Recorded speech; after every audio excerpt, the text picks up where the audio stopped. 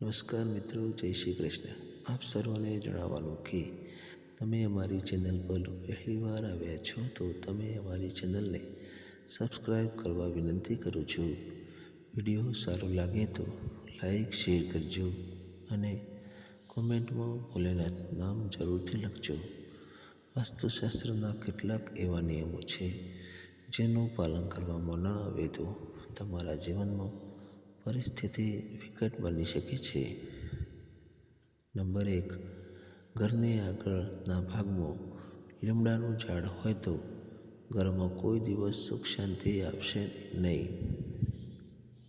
Number 2, ઘરના મુખ્ય દરવાજાની સામે બૂટ ચંપલ કદાપી કાઢવા નહીં।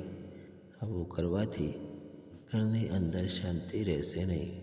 નંબર 3, ઘરની આગળ ગંદી સ્મેલ આવતી કોઈ વસ્તુ ન રાખવી જોઈએ। આમ કરવાથી ઘરમાં અશાંતિ ફેલાય છે।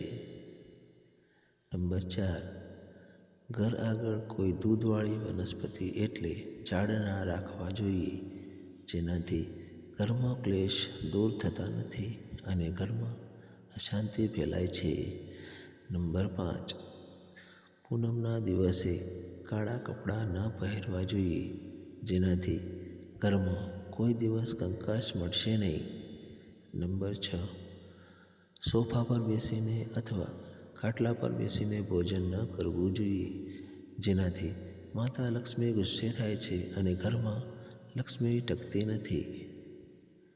નંબર 7, તમારા ઘરમાં રહેલા છોડ ડાળી સુકાયેલી હોય તો તેને કાપી નાખો, નહીંતર ધનની સમસ્યાઓ વધે છે।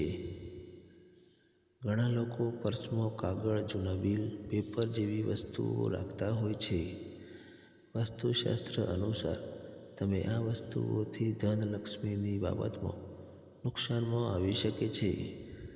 નંબર 9, વાસ્તુશાસ્ત્ર મુજબ કોઈ દિવસ બાથરૂમમાં રાત્રિના સમયે ભીના કપડાં ન મૂકવા જોઈએ, જેના લીધે ઘરમાં કંકાસ વધે છે।